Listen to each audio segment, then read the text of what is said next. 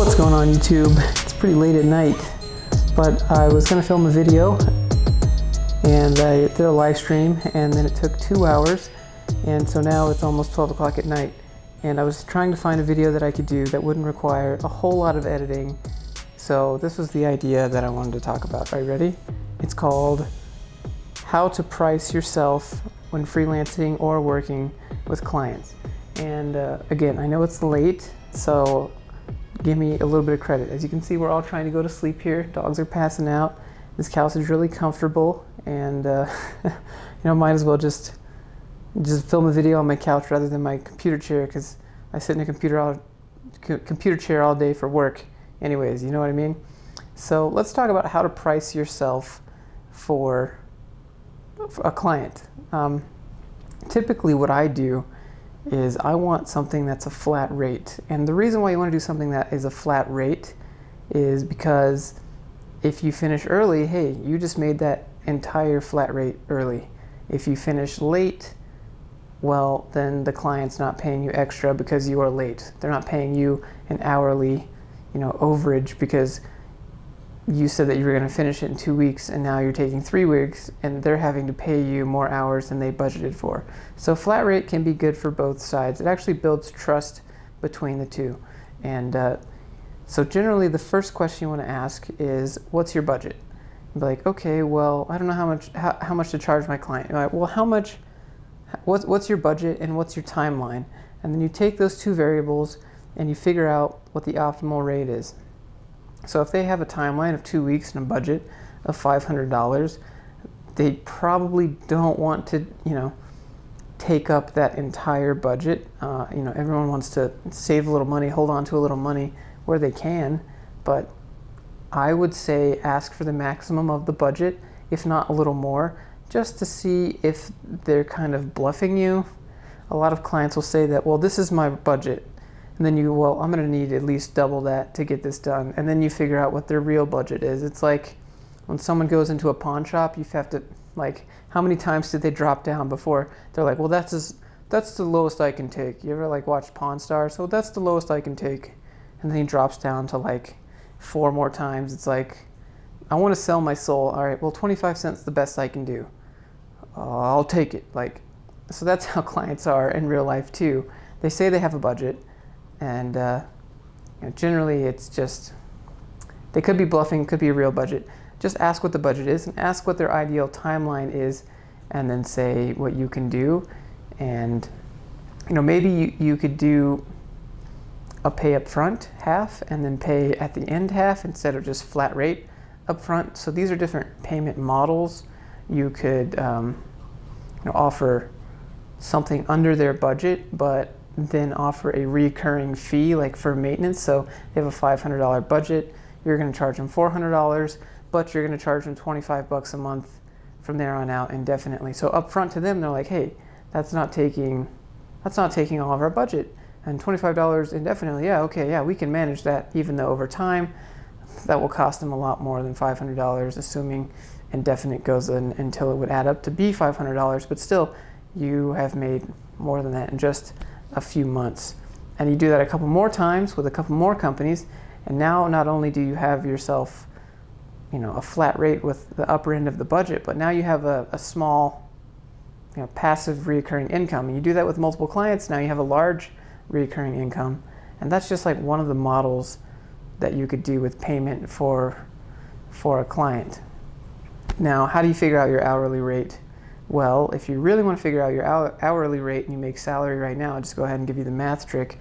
Divide your salary into 2 and then add 4% onto that, and you'll get your salary.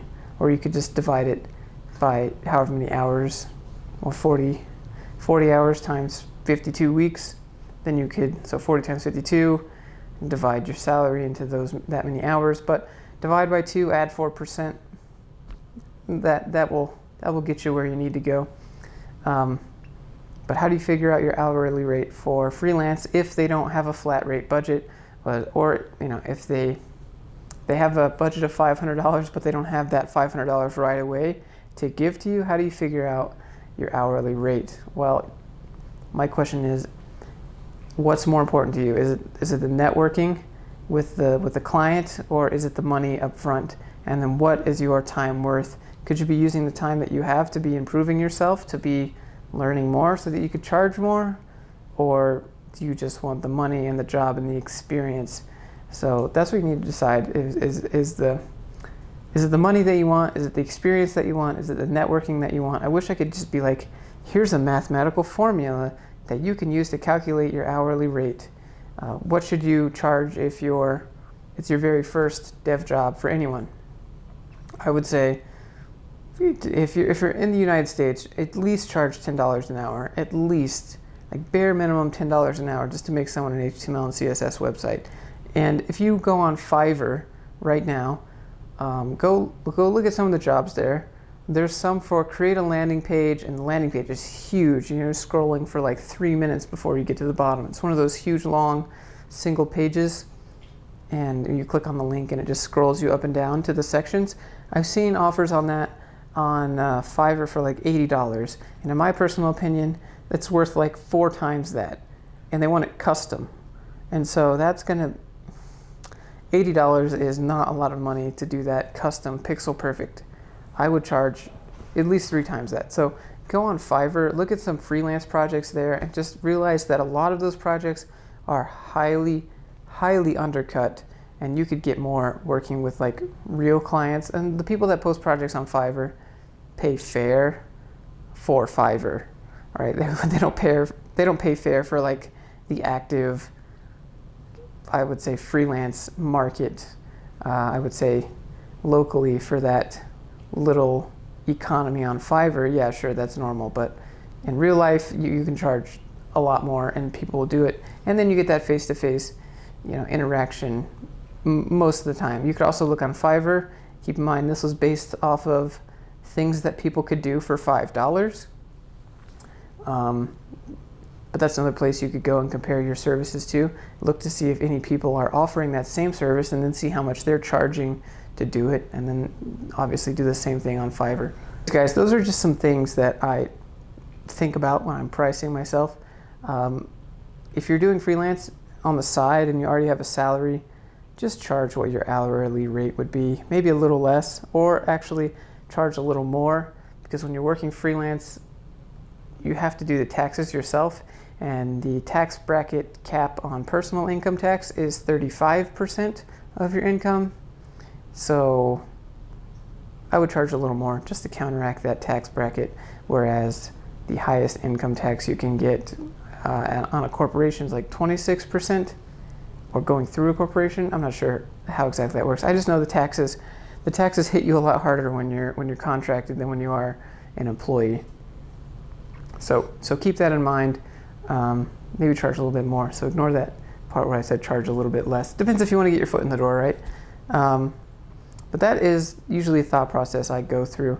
You could also try the thought process that I got from Never Split the Difference, a book that I read about an FBI negotiator, and he talks about how to like walk on car lots and buy a $40,000 brand new truck for like $20,000. I mean, maybe not that extreme, but essentially just talking numbers with people, and using their psychology to get what you want out of them. And one of the examples is when you're talking numbers with people, making deals, specifically like negotiating if you can, which is what typically happens in freelance.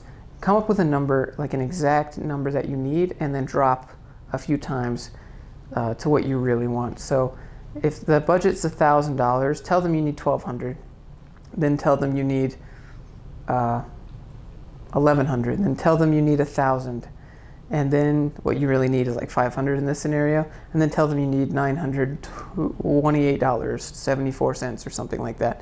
And they'll be like, well, that's a really specific number. And you're like, well, that's exactly what I need to get this job done. And they'll either ask for details, or they'll be very, very surprised that you know exactly what you need to pay your bills and move on. I've actually used that tactic before. It's by giving people a very specific number of money that I need, or it's a mental trick that people think that you're like really prepared if you use a really specific number.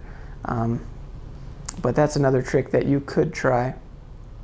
I think I've talked enough about how you could work through freelance and contract prices for yourself. I'm probably, oh, my voice squeaked, I'm 13.